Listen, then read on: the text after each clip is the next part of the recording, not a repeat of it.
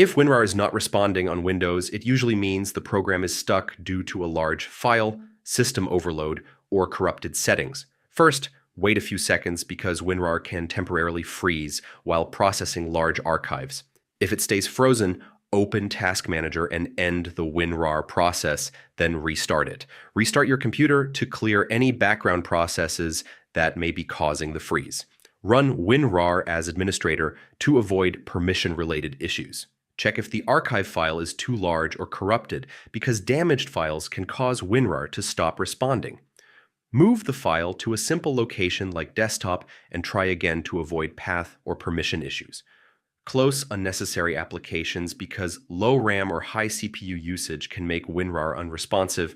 Temporarily disable antivirus software since it may scan or block archive operations.